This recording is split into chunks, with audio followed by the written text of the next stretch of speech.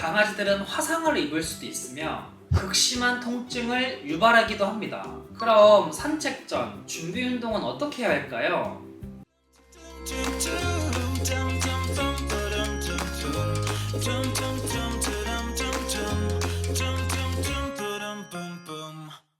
안녕하세요, 얼쌤입니다. 오늘의 주제는 추운 겨울 산책할 때 주의할 점을 알려드리도록 하겠습니다.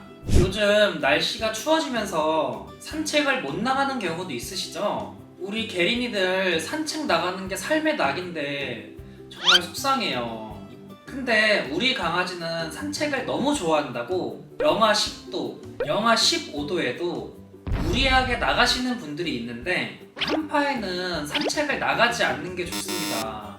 요즘 산책의 중요성을 다들 아셔서 추운 겨울에도 많이 나가고 계시는데 겨울에 산책을 잘못하게 되면 정말 큰일 날 수도 있기에 보호자분들이 올바른 정보를 아시는 게 중요합니다. 이 표를 보시면 강아지들이 견딜 수 있는 온도가 나와 있으니 참고해 주시면 좋을 것 같아요. 제가 그래서 오늘은 겨울 산책할 때 주의사항을 몇 가지 알려드리겠습니다. 첫 번째, 염화칼슘. 추운 겨울 눈이 내리게 되면 제설을 위한 염화칼슘을 자주 볼 수 있을 거예요. 반려견들은 눈이 내리면 눈 위를 팔짝팔짝 뛰거나 눈에 온몸을 뒹구는 걸 좋아하는데 이때 염화칼슘이 피부에 닿을 수도 있어요. 칼슘과 염소가 반응해 만들어진 이 물질은 눈을 녹이고 다시 어는 것을 방지하기 때문에 제설 방지나 교통사고 위험, 예방 차원에서 사용되지만 강아지들 피부에 닿으면 염증이나 습진과 같은 피부병을 유발할 수 있어서 정말 조심해 주셔야 합니다. 그리고 강아지들이 맨발로 염화칼슘을 밟았을 때 강아지들은 화상을 입을 수도 있으며 극심한 통증을 유발하기도 합니다. 그래서 겨울 산책을 다녀온 후에는 반드시 발을 깨끗하게 닦아주셔야 합니다. 산책할 때 다리를 들어 올리거나 낑낑댄다면 이와 같은 원인이 될 수 있으니 산책 내내 주의 깊게 살펴보셔야 합니다.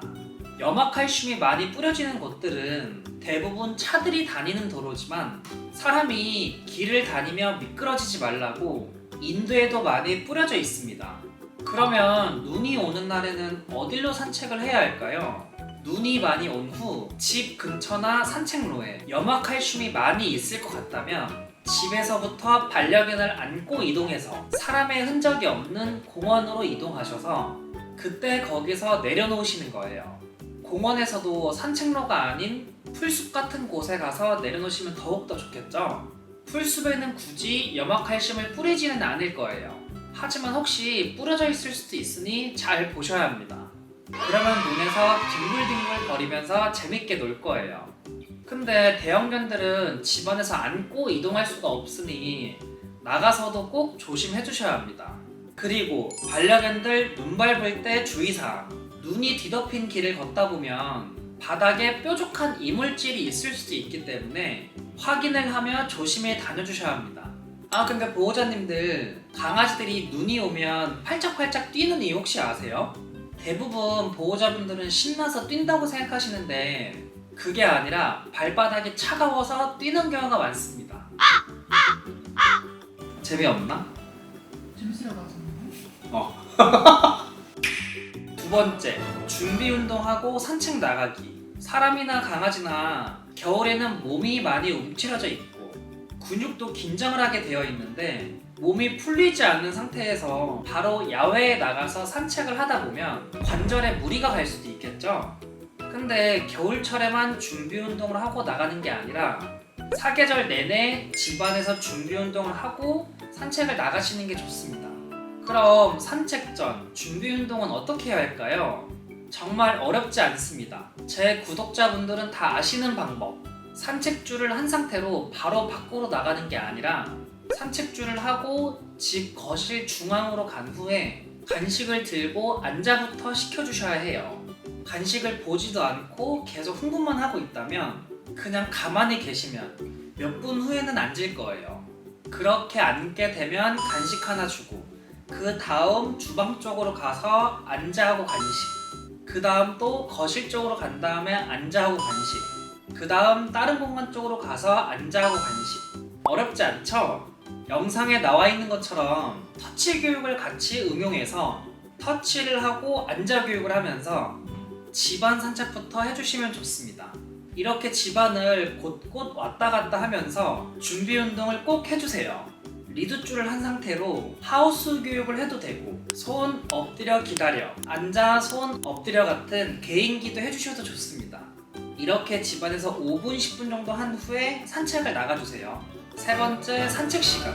아무래도 많이 추운 날씨에는 산책을 무리하게 하지 말고 어느 정도 시간 제한을 두고 해주시는 게 가장 좋습니다. 봄, 가을 기준으로 한 번 나갈 때 40분 정도 나갔다고 겨울 한파에도 40분 똑같이 하시는 분들이 있는데, 정말 추울 때는 배변만 하고 들어온다든지 10분 정도만 짧게 하고 들어오시는 게 좋습니다. 산책을 많이 안 나갔던 강아지가 갑자기 추운 날씨에 나가게 되면 당연히 감기가 들고 아플 수가 있겠죠. 소형견 기준으로는 영상 4도 이하부터는 조심해야 하고, 영하 4도 이하부터는 옷을 입혀야 하고, 영하 15도에 노출이 많이 되게 되면 생명이 위험할 정도라고 합니다. 물론 견종에 따라 다르기도 해요. 그리고 어떻게 키웠냐에 따라서도 많이 다른 것 같아요. 봄, 여름, 가을, 겨울 4계절 산책을 꾸준히 나갔던 강아지들은 이미 우리나라 날씨에 적응을 했기 때문에 쌀쌀할 때도 나가고 추울 때도 나가다 보니 몸도 적응을 해서 추위에 잘 견딜 수가 있어요. 하지만 가을, 겨울에 산책을 많이 안 나갔던 강아지가 갑자기 나가게 되면 당연히 몸에 이상이 생길 수도 있겠죠. 그래서 4계절 내내 꾸준한 산책이 중요합니다. 네 번째, 털이 짧을수록 완전 부장하기. 단모종인 강아지는 추위에 많이 약할 수밖에 없습니다. 그래서 패딩이나 두꺼운 옷 같은 것을 꼭 입혀주셔야 합니다. 그렇다고 이종모를 가진 친구들이 추위를 안 탄다는 건 아니니, 영하의 날씨라면 이중모를 가진 친구들도 꼭 옷을 입혀주세요. 완전 무장. 근데 옷을 입는 걸 불편해하거나 싫어하거나 입히거나 벗길 때 공격성이 있는 강아지들은 따뜻한 옷보다는 쉽게 착용할 수 있는 옷을 구매해 주시는 게 좋습니다. 인터넷 검색하시면 편하게 입을 수 있는 옷들이 정말 많이 나와 있을 거예요. 우리 강아지는 옷 입는 걸 싫어하는데도 추워하니까 억지로 입히시는 분들이 많아요. 이렇게 발을 잡고 끼는 옷, 억지로 얼굴을 넣어야 하는 옷 등 싫어하는데도 어쩔 수 없이 입히시는 분들이 많은데, 강아지들에게는 오히려 그게 더 큰 스트레스일 수도 있습니다. 옷 입는 걸 싫어하는 강아지라면 억지로 입히는 게 아니라 옷 입는 교육부터 먼저 해주셔야 합니다. 아시겠죠?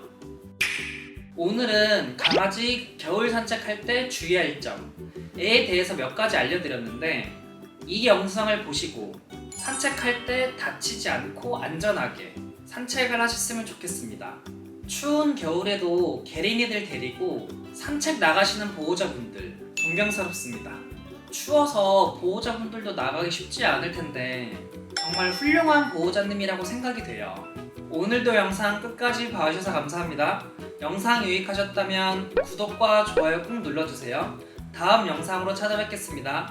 안녕.